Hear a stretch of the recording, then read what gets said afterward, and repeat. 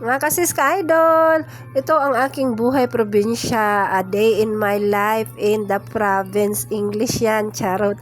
Ayan, nagluluto tayo sa dito sa labas ng bahay para makatipid ako ng gasol guys. Kay kunti na lang laman ng gasol ko, dito muna ako sa labas magluluto. Ayan, meron ako maraming panggatong kay kuan man si Habi at ang unang araw ko nanguha ng mga kahoy para meron kaming magamit. Ang hirap lang kasi kay palaging umuulan dito, hindi ka masyadong siyang aapoy ang atong panggatong ba, hindi mo siga guys. Sus, nahirapan ako sa pagtayhop-tayhop dyan. Blow. Ayan, nagluluto ako kanina ng kanin yun. Tapos na ako sa kanin, kaya dito na ako sa pangulam namin.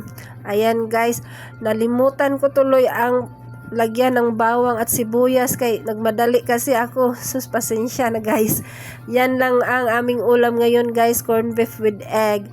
Ayan, kasi si Bibi umiiyak na yun, iniwan ko lang sa loob guys. Ayan, naluto na yung kanin kanina, naghain na ako bago ako magluto ng ulam kay para maging malamig na ang kanin. Kung maluto na ang ulam, diretso na kami kakain para di na mainitan.